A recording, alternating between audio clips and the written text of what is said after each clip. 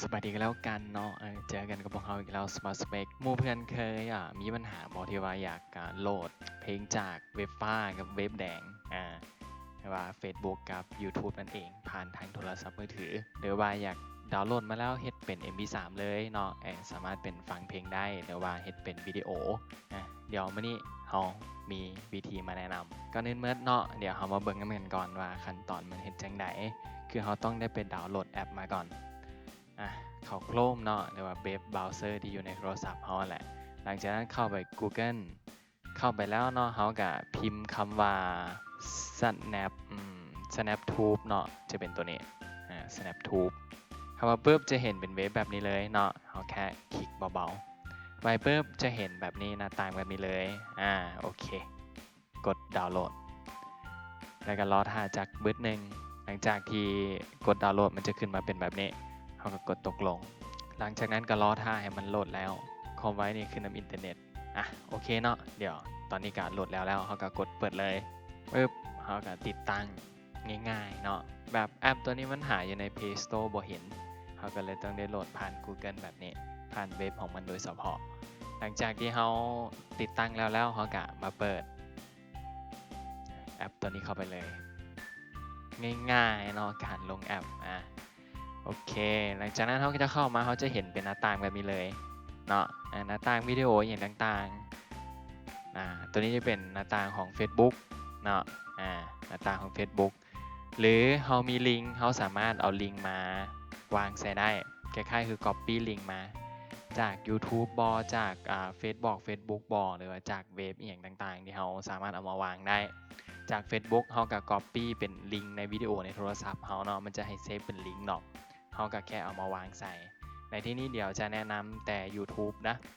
เดี๋ยว Facebook เดี๋ยวไปหาวิธีเฮ็ดกันเองหรือว่าคอมเมนต์ใต้คลิปเลยก็ได้โอเคค้นหาใน YouTube เนาะเอาจากเพลงหนึ่งก็ได้เดี๋ยวเรามาสาธิตให้เบิ่งโอเคเข้ามาแล้วเนาะก็จะเป็นประมาณนี้หลังจากนั้นเขาก็แค่คลิกเบาๆหรือว่าเขาสิดาวน์โหลดเลยก็ได้มันจะมีบอลให้ดาวน์โหลดอยู่นี่แค่คลิกรูปลูกศรดาวน์โหลดตัวรูปนี่มันจะมีให้เลือกเนาะเป็น MP3 MP3 ระดับใดบอยอย่างต่างๆความจำความละเอียดเท่าใดเนาะแล้วก็จะเป็นวิดีโอเป็นแบบปกติบอ360พิกเซล480พิกเซลหรือว่าจะเป็น HD หรือ Full HD เราสามารถเลือกโหลดได้เลยง่ายๆมันบอกเนาะโอเคเดี๋ยวมาลองโหลดเบิ่งในนี้จะขอดาวน์โหลดเป็น MP3 กันแล้วกันเป็นแบบ28K เนาะกดดาวน์โหลดเลยหลังจากนั้นขึ้นมาหน้าจังซี่เนาะเขาก็อาจจะติดตั้งในภายหลังเขาก็ติ๊กใส่แล้วก็รอท่าแบบนี้กดเบิ่งปุ่มฟ้าๆเนี่ยมันก็จะเห็นดาวน์โหลดอยู่ปัจจุบันเนี่ยเดี๋ยวใกล้จะเต็มละกำลังแลนเนาะกำลังแปลงจากไฟล์วิดีโอเป็น MP3 คือง่ายๆหลังจากที่เขาโหลดแล้วเขาก็สามารถออกไปฟังยูโตที่ดินเพลงได้เลยตัวเพลงนี้เลยมันก็จะมีเป็นแบบนี้ให้ง่ายๆเนาะมันบอกชิวๆเดี๋ยววันนี้ก็ขอจบคลิปเพียงเท่านี้เนาะมีอย่างต่างๆที่ยังบ่เข้าใจก็แชทคอมเมนต์กันได้